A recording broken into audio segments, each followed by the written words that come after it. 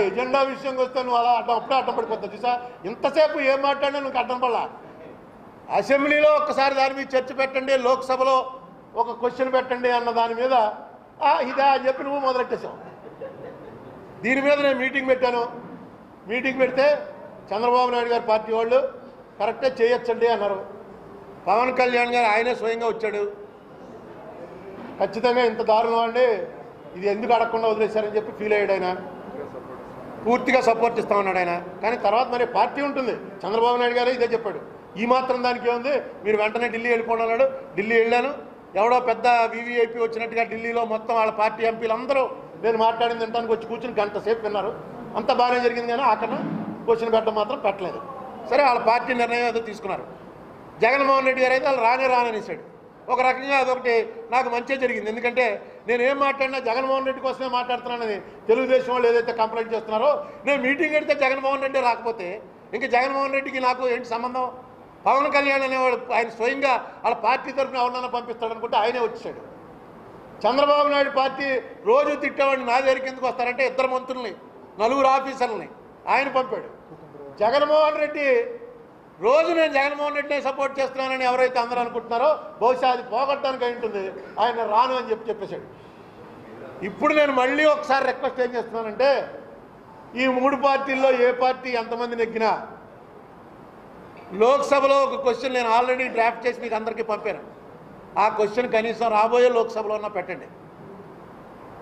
ఇక్కడ అసెంబ్లీలో ఒకసారి చర్చించండి. ఆ రోజు చేసినటువంటి 9026 తీర్మానాలు, అసెంబ్లీలో 2014 జనవరి నెలలో చేసినటువంటి 9026 ప్రతిపాదనలు ఏదైతే శాసనసభ్యులు కాంగ్రెస్, టీఆర్ఎస్, తెలుగుదేశం, వైసీపీ అందరు శాసనసభ్యులు పెట్టిన కట్ట మీకు చూపించాను. ఏమైంది దాని భవిష్యత్తు? అసలు ఎందుకు చేసాం? అది ఏ చెత్తపొట్టు, ఎంత పెద్దది పట్టే చెత్తపొట్టు కూడా ఉండదు. ఏ చెత్తపొట్టులో పారేశారు ఢిల్లీలో? ఒకసారి దాని మీద కూడా అసెంబ్లీలో చర్చ పెట్టండి. మనకు రావాల్సిందేంటి, వచ్చిందేంటి, మనం అడిగిందేంటి? చాలామందికి ఉన్న అపోహ ఏంటంటే, మీరు అడగకుండా కూర్చున్నారండి. వాళ్ళు తెలంగాణ వాళ్ళు దగ్గరుండి అడిగి రాయించేసుకున్నారండి. ఆంధ్ర వాళ్ళు నోరు మూసుకు కూర్చున్నారండి. నోరే మూసుకు కూర్చోలా. అసెంబ్లీలో మాకేం కావాలన్నది అన్నీ అడిగాం.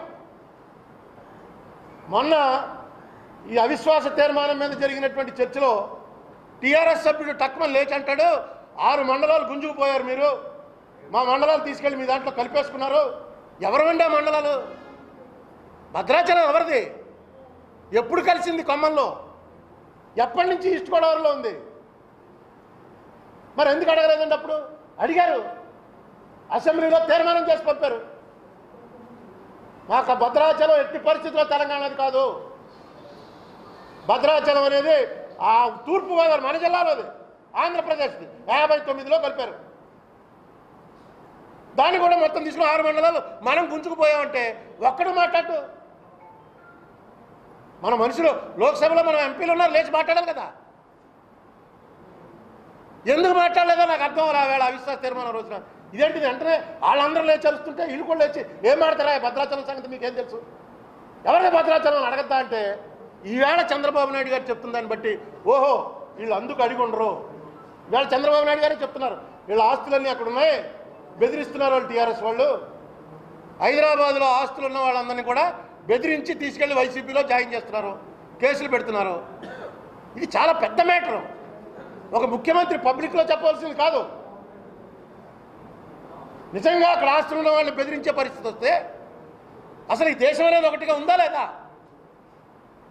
ఇవాళ కాశ్మీర్ లాంటి చోటే మిగతా వాళ్ళకి ఎందుకు అవకాశం ఇవ్వట్లేదని ప్రశ్నించే పరిస్థితిలో హైదరాబాద్లో ఉన్నటువంటి ఆంధ్ర ప్రాంతం వాళ్ళ ఆస్తుల్ని ఉంటే వాళ్ళని బెదిరిస్తారా? బెదిరిస్తున్నారని సాక్షాత్తు ముఖ్యమంత్రి చెప్తాడా? ఏంటి దీనికి సొల్యూషను? ఇది చాలా, దీన్ని ఏమంటారంటే ఈ సాఫ్ట్వేర్ భాషలో క్లౌడ్ అంటారు. అలాగే క్లౌడ్లో ఉన్నట్టు ఏమీ అర్థం అవట్లేదు. ఎవరెవరితో ఉన్నారు, ఎవరెవరితో కలిసి ఉంటారో ఏమీ అర్థం అవని పరిస్థితి. ఇదంతా కూడా ఒక వ్యాపారం. ఈ వ్యాపారానికి చంద్రబాబు నాయుడు గారి కంపెనీ కాదు, sole trader, proprietary concern. Jaganmohan Reddy గారిది ఒకటి, పవన్ కళ్యాణ్ గారిది ఒకటి. వాళ్ళ ముగ్గురు ఏం తలుచుకుంటే అది జరుగుతుంది. ఈవేళ ఈ రెండు పార్టీలు ఇంకా పవన్ కళ్యాణ్ గారు ఎలా వెళ్ళబోతాడో క్లారిటీ రాలేదు, కానీ ఈ రెండు పార్టీలు అయితే చాలా క్లారిటీగా ఉంది. వీళ్ళు ఏజెంట్ని ఒక్కొక్క అసెంబ్లీ పార్లమెంట్లో ఎవడు బలమైన క్యాండిడేట్ అంటే బలమైన ఏజెంట్ ఎవరు మన తరఫున, ఆ పార్టీ వాడు ఈ పార్టీలోకి వచ్చేస్తున్నాడు, ఈ పార్టీ వాడి బ్రదరు ఆ పార్టీలోకి వెళ్ళిపోతున్నాడు, మొత్తం అంతా కలగాపులగం అయిపోతుంది.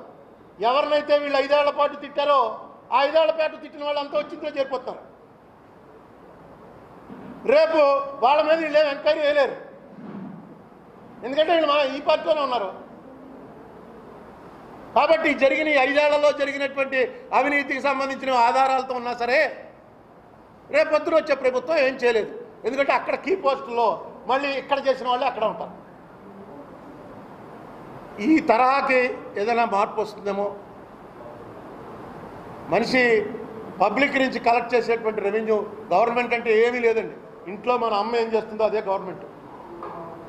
వచ్చే నాన్న ఇచ్చేటువంటి జీతంలోంచి దేనికి ఖర్చు పెట్టాలో ఖర్చు పెడుతుంది, ఇంట్లో వంట వండి పెడుతుంది, బడ్జెట్ మనసులో వేసుకుంటుంది. బాగా చదివే కుర్రాడిని వాడి స్కూల్ ఫీజు తేడా రాకుండా కడుతుంది, ఇంట్లో అవసరమైతే కూరలు తగ్గించేస్తుంది. ఈ ఫ్యామిలీ అనే దాన్ని నిలబెట్టడానికి ఏం చేయాలి అన్నది అమ్మ ఎలా చేస్తుందో అలా చేయడమే ప్రభుత్వం పని, అంతకన్నా పెద్ద గొప్ప పని ఏం కాదండి ఇది. మనకి రెవెన్యూ ఎంత వస్తుంది, మన ఎక్స్పెండిచర్ ఏంటి, ఎక్స్పెండిచర్లో దేనికి ఖర్చు పెట్టాలి, పేదవాళ్ళకి ఎంత ఇవ్వాలి, ఉద్యోగులకు ఎంత ఇవ్వాలి, డెవలప్మెంట్కి ఎంత ఖర్చు పెట్టాలి, డెవలప్మెంట్ అంటే ఏంటి, ఎయిర్పోర్ట్లు కట్టడం, పోర్ట్లు కట్టడం అది డెవలప్మెంటా, పేదవాడికో ఇల్లు కట్టివ్వడం, గవర్నమెంట్ హాస్పిటల్ పెట్టడం, గవర్నమెంట్ కాలేజీలు పెట్టడం, గవర్నమెంట్ స్కూల్స్ పెట్టడం, వాటిల్లో ఎడ్యుకేషన్ అందరికీ సమానంగా ఇవ్వడం అది డెవలప్మెంటా.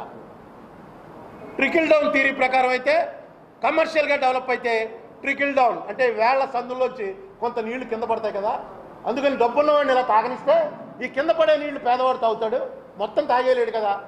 అంచేత అదే థియరీ కరెక్ట్ అన్నది trickle down theory. Socialistic theory ఏంటంటే ఎంత వస్తే అంత పేదవాడి నుంచి లెక్కేసుకుంటూ ఖర్చు పెట్టుకుంటూ వద్దాం, డబ్బున్నవాడి గారికి ఎలాగా ఉంది చిన్నవాడి లెవెల్ నుంచి ఖర్చు పెట్టుకుంటూ వద్దామని.